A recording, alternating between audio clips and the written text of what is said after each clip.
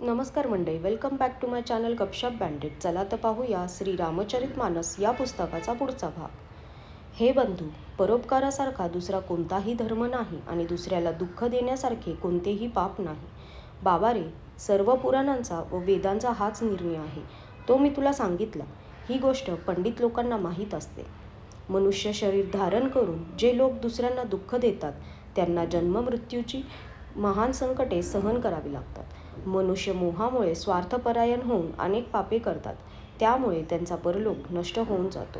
हे बंधू, मी त्यांच्यासाठी भयंकर कालरूप आहे आणि त्यांच्या चांगल्या वाईट कर्मांचे यथायोग्य फळ देणारा आहे. असा विचार करून जे लोक मोठे चतुर आहेत ते संसार प्रवाह दुःखरूप असल्याचे समजून मलाच भजतात. त्यामुळे ते शुभ व अशुभ फल देणाऱ्या कर्मांचा त्याग करून देव, मनुष्य आणि मुनींचे स्वामी असलेल्या मला भजतात.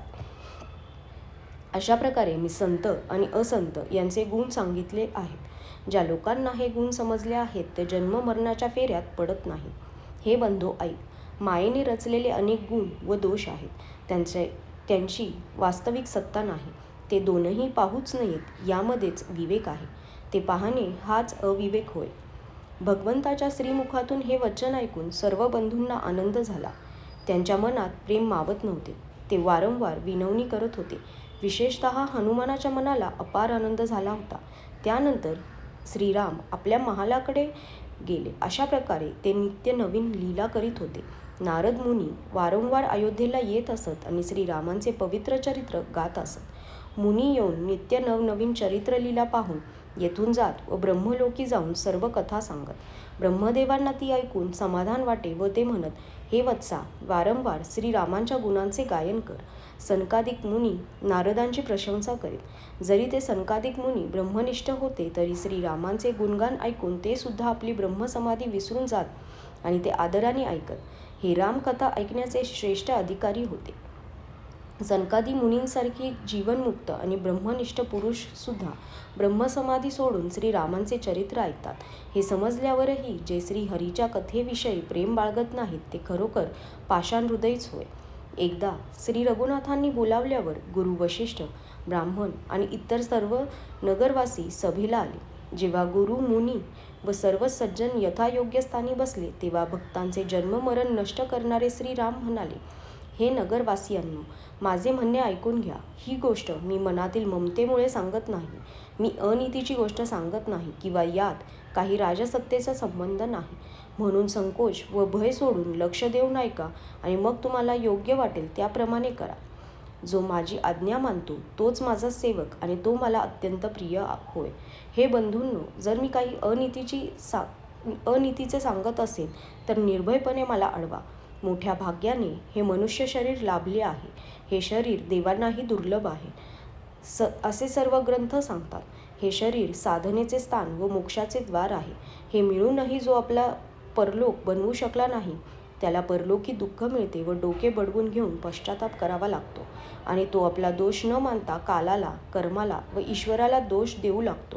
हे बंधूंनो, हे शरीर प्राप्त होण्याचे फळ म्हणजे विषयभोग होय नव्हे. या जगातील काय, स्वर्गातील भोगही फारच तुच्छ आहेत आणि शेवटी दुःख देणारे आहेत. म्हणून जे लोक मनुष्य शरीर मिळूनही आपले मन विषयांमध्ये लावतात ते मूर्ख अमृताच्या बदली विष घेतात. जो परीस टाकून गुंज घेतो त्याला कधी कोणी शहाणा म्हणत नाही. अविनाशी जीव अंडज, स्वेदज, जरायुज आणि उद्भिज्ज या 4 जातींच्या 84 लाख योनींमधून फिरत असतो. मायेच्या प्रेरणेमुळे तो काल, कर्म, स्वभाव आणि गुणांना बळी पडून नेहमी भटकत असतो. विनाकारण स्नेह करणारा ईश्वर कधीतरी एखाद्या विरळ्यावर दया करून त्याला हे मनुष्य शरीर देत असतो.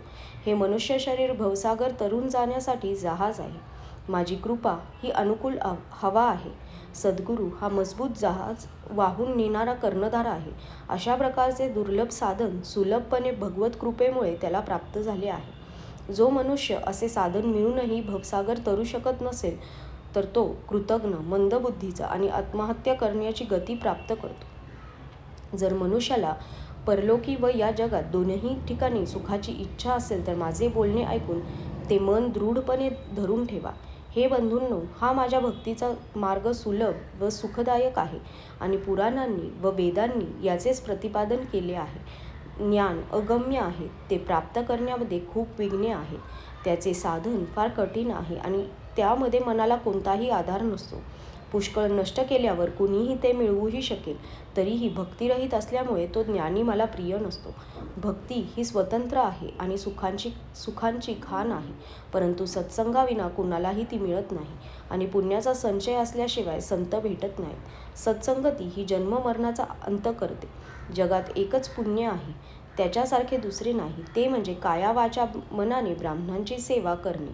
जो सरळ मनाने ब्राह्मणांची सेवा करतो त्याच्यावर मुनी व देव प्रसन्न होतात. आणखी एक गुपित आहे. मी सर्वांना हात जोडून सांगतो की शंकराच्या भजनाविना मनुष्याला माझी भक्ती मिळत नाही. आजच्यासाठी धन्यवाद.